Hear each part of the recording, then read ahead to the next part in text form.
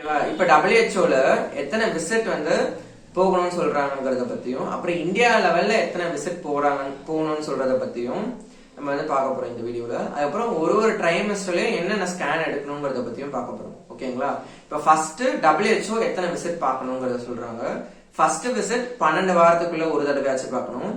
ரெண்டாவது ட்ரைமஸ்டர்ல 2 விசிட் பார்க்கணும். ஒன்னு 20 வாரத்தப்பையும் இன்னொன்னு 26வது வாரத்தப்பையும். மூணாவது ட்ரைமஸ்டர்ல 5 விசிட் பார்க்கணும். ஒன்னு 30 வாரத்தப்ப, 34வது வாரத்தப்ப, 36வது வாரத்தப்ப, 38வது வாரத்தப்ப, 40வது வாரத்தப்ப எடுக்கணும். இப்ப 40 வாரங்களை தாண்டி ஒருத்தவங்க பிரெக்னன்சி கண்டினியூ ஆகுதுன்னா 41 வாரத்தப்ப எடுக்கணும். ஓகேங்களா? இப்ப இது WHO சொன்ன விசிட். இப்ப இந்தியா லெவல்ல அட்லீஸ்ட் ஒரு பிரெக்னெண்டா இருக்கக்கூடிய விமன் 4 விசிட் ஆச்சு போகணும்ன்றாங்க. அப்படி போனாதான் அவங்களுக்கு இருக்கக்கூடிய நிறைய காம்ப்ளிகேஷன், நிறைய பிரச்சனைகளை தவிர்க்க முடியும் அப்படின்றாங்க. ஓகேங்களா? இப்ப என்னென்ன விசிட்ல என்னென்ன பண்ணுவாங்கிறத பத்தி பார்க்கலாம். ஃபர்ஸ்ட் விசிட் 45வது நாள் அப்போ மென்சஸ் கொஞ்சம் தள்ளி போனதுக்கு அப்புறம் ஆப்ஸ்டிஷன் கிட்ட போய் விசிட் பண்றது ஃபர்ஸ்ட் விசிட் சொல்லுவோம். அந்த டைம் அப்ப UPT எடுத்து பாசிட்டிவா இருக்கிறத அப்படியே கண்டினியூ பண்ணுவோம் பிரெக்னன்சிய. எப்படி அது பாசிட்டிவா இருந்தா பீட்டா HCGயால அது பாசிட்டிவ் ஆகுது. ஓகேங்களா?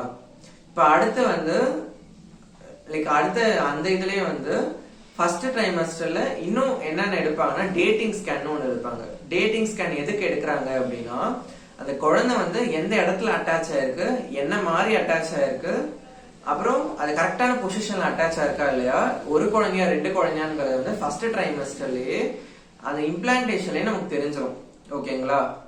அதுதான் ஃபர்ஸ்ட் ட்ரைமஸ்டர்ல எடுக்கக்கூடிய ஸ்கேன் அண்ட் டெஸ்ட்.